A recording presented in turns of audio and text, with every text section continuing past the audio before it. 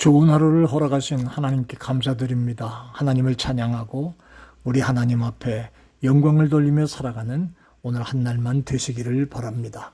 오늘은 여호수아 23장의 말씀을 가지고 말씀 묵상의 시간을 진행하려고 합니다. 첫 번째 시간을 오늘과 또 내일에 걸쳐서 말씀을 나눠봅니다.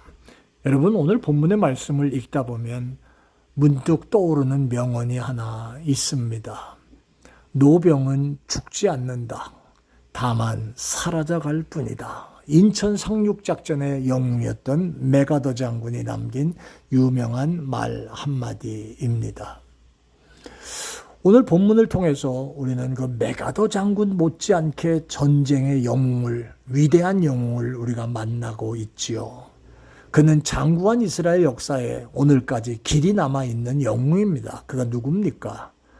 우리가 요즘 계속해서 말씀 묵상의 시간을 이어왔던 여호수아라고 하는 사람이잖아요.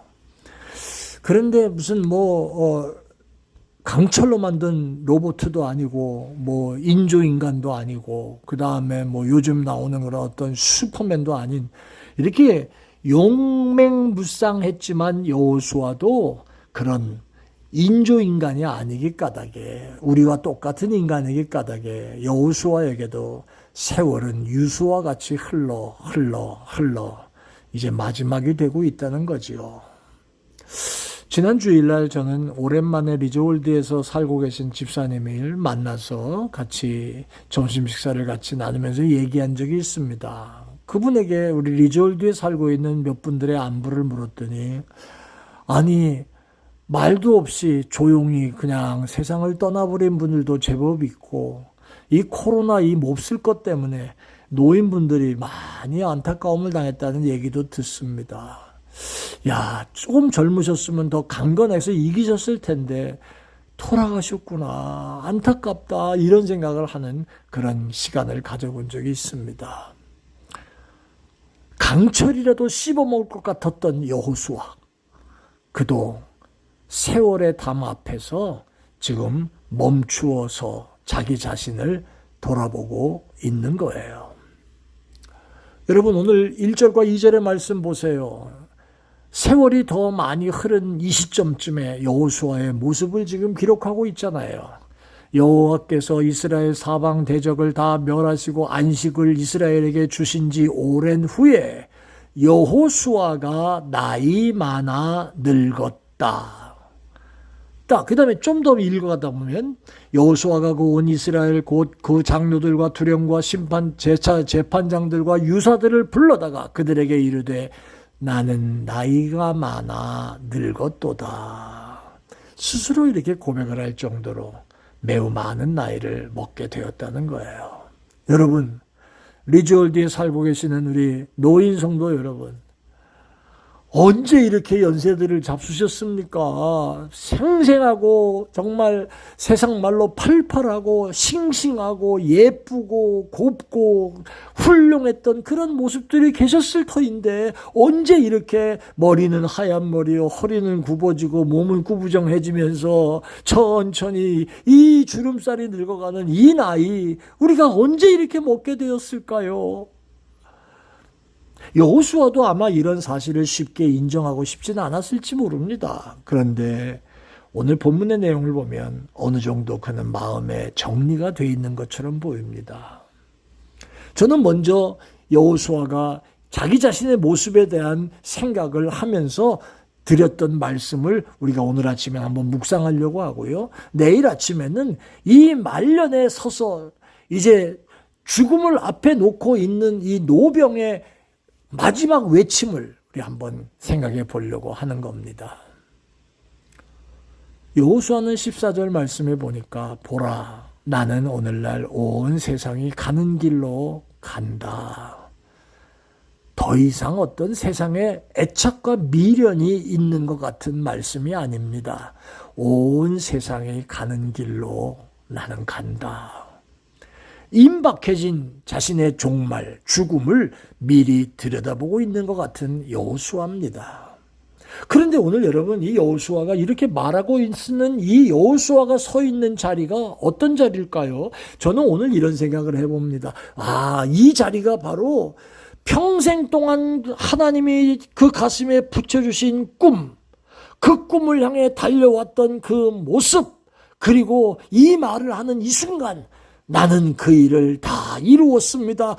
비전을 완성시키는 자리라고 저는 그렇게 생각을 해보았습니다. 비전의 완성, 그 자리에서 지금 자신의 삶을 마감하고 있는 거예요. 안 죽으려고 눈을 부릅뜨고 돌아가는 양반도 많이 봤고요. 얼마나 아프면 또 그렇게 돌아가겠습니까마는 죽지 않고 늙지 않으려고 좋다는 약 다 먹어보고 그래도 가는 분은 다 알아서 가고 또 병들고 그럽니다. 그런데 문제는 여호수아의 이 마지막과 우리의 마지막은 조금 차이가 있지 않냐는 겁니다. 나는 온 세상에 가는 길로 간다. 자기 자신의 지금 상황을 들여다보면서, 그런데 나는 지금까지 하나님이 내게 꿈꾸게 하셨고 그 꿈을 이루도록 힘써 주셨고 이끌어 주셨고 지금 나는 그 일을 다 완성했다. 이런 모습으로 서 있는 여호수아와 아우당바우당 거리면서 지난달도 제대로 못 살았는데 끝까지 발버둥 치고 못 살고 있는 이런 우리들의 모습 속에 차이가 있다는 거죠. 하나님, 저 가나안 땅을 내 백성들과 함께 잘 들어가게 해주세요. 이것이 여호수아가 가나안 땅 모세의 뒤를 이어 위대한 행진을 하면서 그의 가슴 속에 품고 있었던 하나님의 비전입니다. 그런데 그 비전이 어떻게 됐습니까? 1절은 이렇게 말하잖아요. 여호와께서 이스라엘 사방 대적을 다 멸하셨다. 그리고 안식을 주셨다. 분명하게 증거하고 있습니다. 이 말은 무슨 말이에요? 여호수아의 입장에서 볼 때는 마침내 하나님이 자신에게 맡겨주셨던, 가슴에 심어주셨던 하나님의 비전을 이제 끝을 냈습니다 라고 하는 고백을 하는 말씀이라는 거죠. 저는 오늘 간단하게 이 말씀을 생각해 봅니다. 오늘 말씀을 통해 바로 일생의 꿈과 비전을 이제 완성된 자리에 서서 앞으로 가나안 땅에 살아가게 될 이스라엘 백성을 향해 하나님 말씀을 다시 한번 마지막으로 대언하는 노병 여호수아를 오늘 본문 초반에 지금 만나는 겁니다. 그의 고백은 이렇게 시작하잖아요. 3절에 하나님이 어떤 분이신 줄 아냐? 너희 하나님이 너희를 위하여 행하신 모든 일을 너희가 다 보았지 않느냐. 이런 말로 지금 간증을 시작하고 있잖아요. 저는 이 말씀을 마무리하면서 이런 생각을 해보았습니다.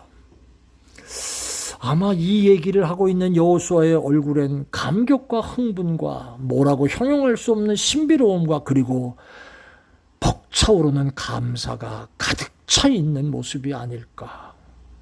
지나온 세월 동안의 하나님의 역사를 생각해 볼 때 홍해를 가르는 일부터 시작해서 홍해부터 나와서 육지를 건너고 또 여리고성 무너지고 아이성에선 깨졌다가 다시 일으키셨고 또 여러 가지 전투에서 여러 가지 기억들이 여호수아의 머리를 지나간 그 힘들고 어려운 세월들, 결코 만만했다고 할 수 없는 그 순간들, 여호수아의 삶의 고백의 마지막은 이겁니다. 하나님이 여기까지 나와 함께 계셨기에 내가 승리할 수 있었다. 여러분은 어떠십니까? 그리고 여러분의 고백은 무엇입니까? 오늘 이 여호수아의 고백이 여러분에게도 계십니까? 이 말씀이 여러분의 심령을 두드리실 수 있게 되기를 바랍니다. 은혜로우신 하나님 감사합니다. 여호수아도 늙어 병들어가는 그러한 모습, 죽어가는 그런 모습 앞에서 그의 일생을 정리하는 모습을 우리가 봅니다. 하나님, 우리도 나이가 이렇게 들어가고 있습니다. 우리의 삶의 모습이 어떤지 하나님 깨닫게 하시고 우리 자신도 여호수아처럼 평생을 돌아보며 감사가 넘치고 회고할 때 하나님이 내게 주신 꿈을 다 이루어드렸다고 감사하고 고백하는 그런 종들 되게 해 주옵소서. 감사합니다.